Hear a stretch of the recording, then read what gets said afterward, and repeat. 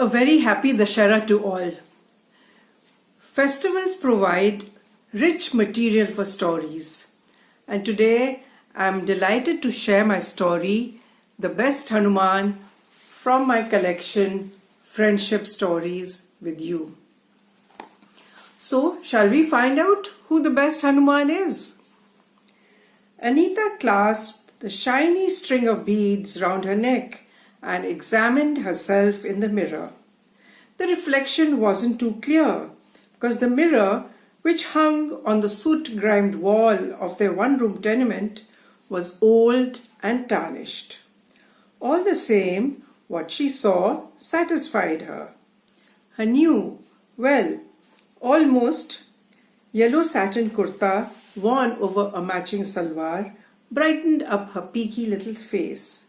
So did the gold and red bindi she had borrowed from her mother. Amma had grumbled a bit, saying that at 12 she was too young to dress up so much, but had finally agreed. Flinging a spangled chunni round her neck, she ran and peeped out of the window. The brilliant October sunshine was slowly dissolving into a shadowy dusk, and the narrow lane seemed noisier than usual. Vendors pushing hand carts laden with vegetables and fruit competed with those hawking shimmering glass bangles, toy bows and arrows, and Hanuman and Ravan masks, all yelling to draw attention to their wares. The festival of Dussehra was just a few days away, and the excitement seemed to infect everyone. "He'll be here any minute," her mother's voice came from behind her. It was the Ramlila that made Dussehra so special for Anita, and her brother Mohan had planned to take her to the big Ramlila today. The enactment of the story of Ram's adventures went on for 10 days and kept Anita enthralled. Ram was so good, so brave, his wife Sita so gentle and pretty, Lakshman such a devoted brother. Ram's exile to the forest brought tears to her eyes, as did Sita's abduction by the wicked Ravan. Ram's loyal follower, the monkey god Hanuman, performed feats of strength which quite took her breath away, while the capers of his monkey army made her laugh till her stomach ached. And when Ram finally defeated the monstrous Ravan, she cheered as loudly as she could. On these 10 days, the daily drudgery passed by as pleasantly as a song from one of our favorite Hindi movies. Rushing home from school, quickly bolting down a cold chapati, and then dashing off again to help her mother with her afternoon round of cleaning and washing dishes in rich people's houses hardly seemed a grind as she waited for the evening to come. And this evening was going to be special. Her older brother Mohan had said he'd take her to the big fancy Ramlila, which was far more elaborate than anything that she had ever seen.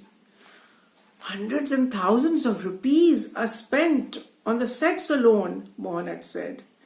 They say Hanumanji actually flies. How do they manage that?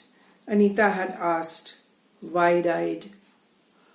They have ways, Mohan had shrugged. Anita suspected he didn't know either, but thought it better to keep quiet, just in case Mohan got irritated and called off the plan. Anita Didi, an all too familiar voice wiped the smile from her face. It was Veena, her young neighbor, who lived close by. Though she was barely 7 years old, she was very attached to Anita. Anita was fond of her too, but sometimes she got fed up of babysitting Veena. Had Veena got wind of their plans? If she saw Anita all dressed up, she'd insist on tagging along. How would they look after her? Veena was hard to control. She might even get lost in the crowd.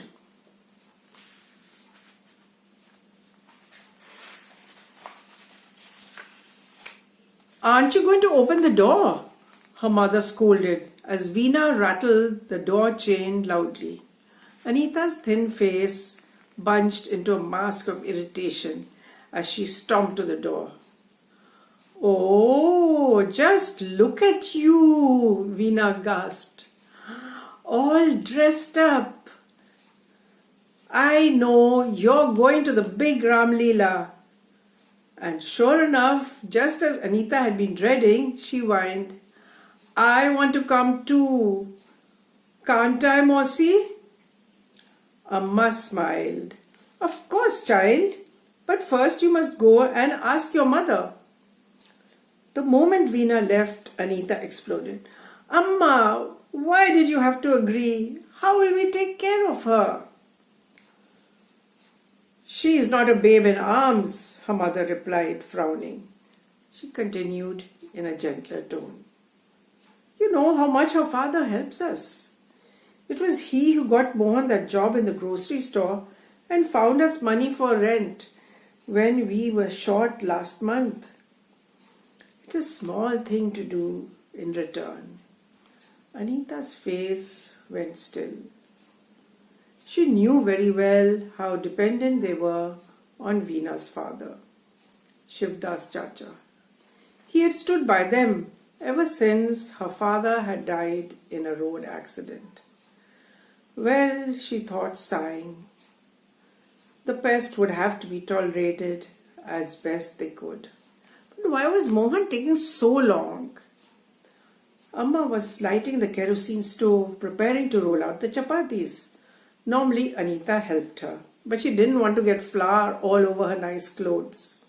She went and sat outside near the door so she could spot Mohan the moment he turned the corner.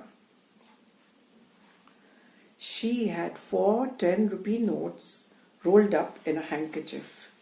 Money Amma had allowed her to keep when she was paid last month.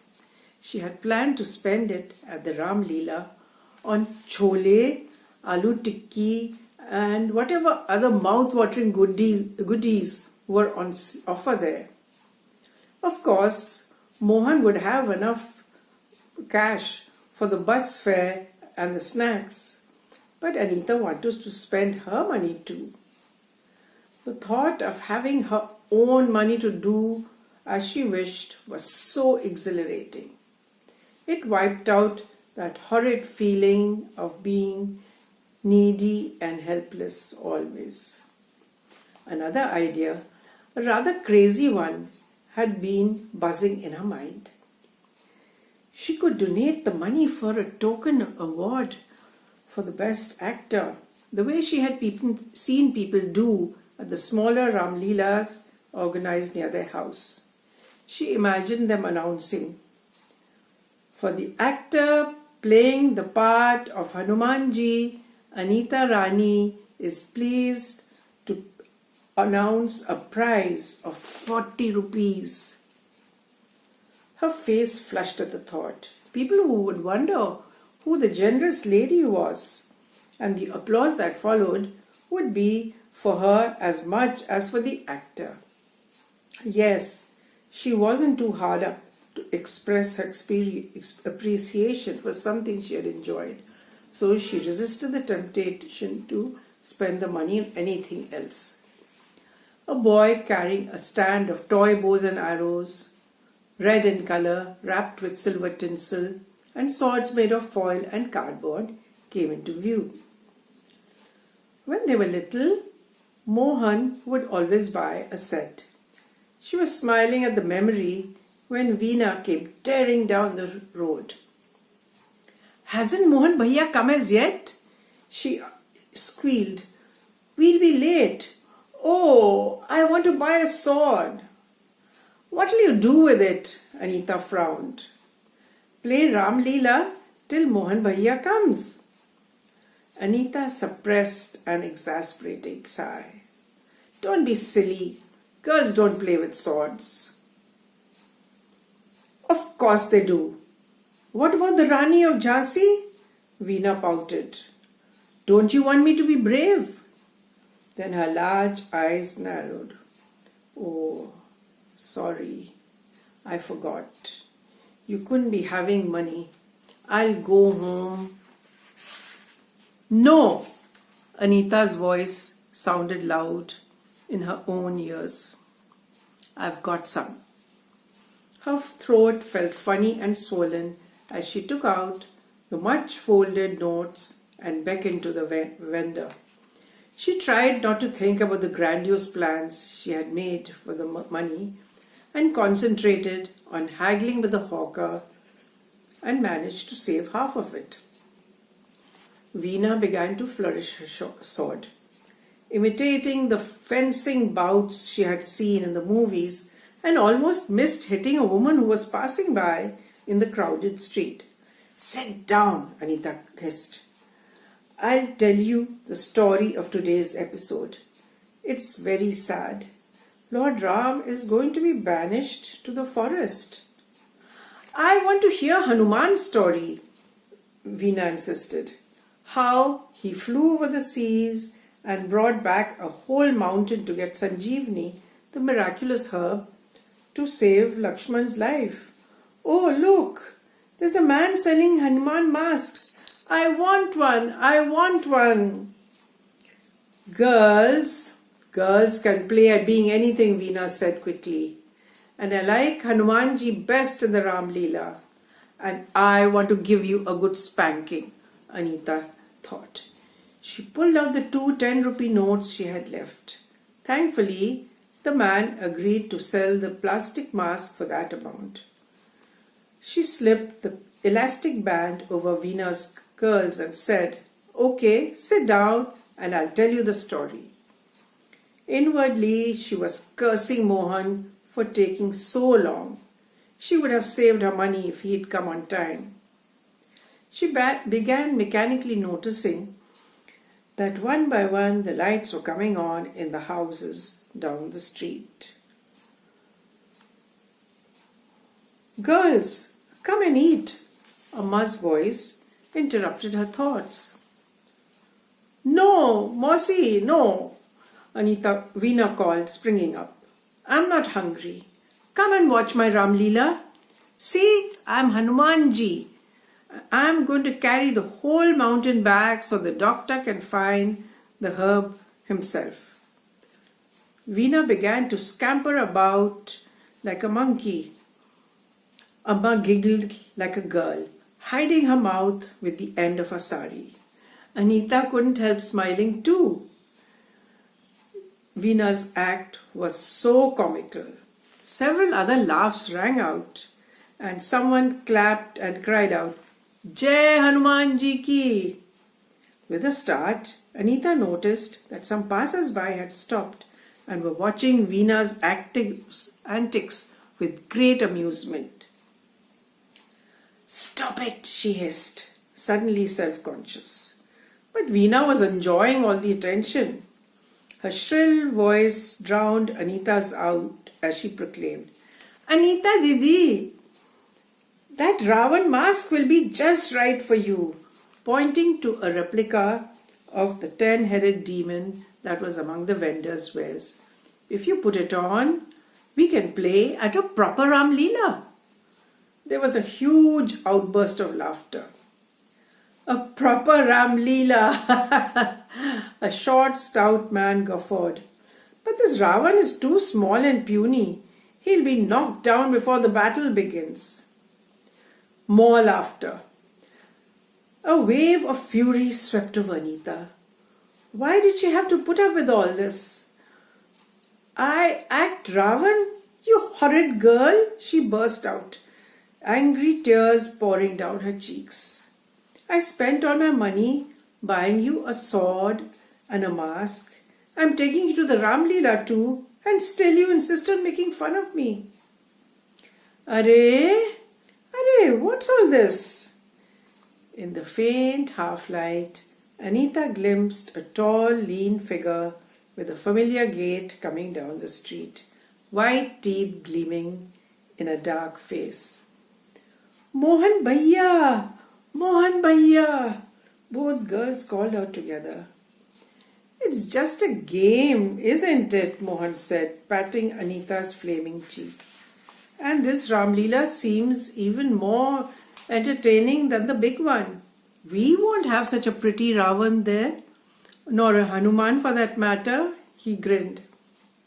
Anita wiped her eyes with a corner of her chunni carefully. Are we ready to leave? Or do I have a minute to make myself pretty too? Mohan went on. Unable to speak, Anita nodded vigorously. And then a small hand clutched hers. Please don't cry, Anita Didi. Something papery scratched her palm. That short man gave it to me, Veena whispered. He said I was the best Hanuman he'd ever seen. And he'd played the role many times, so he should know. And he gave me these passes. He said they're for the big Ramlila and we deserved really good seats. I even asked for an extra one for Mohan Bhaiya. Anita stared at the crumpled note. 10, no, 50 rupees. She pushed it back into Veena's hand. But the little girl wailed, You're still angry with me. I didn't mean to upset you. I thought you'd have fun playing Ravan. Anita sighed and hugged Veena. It's okay, she whispered. I'm sorry for acting so silly. The big Ramlila was even grander than Anita had imagined.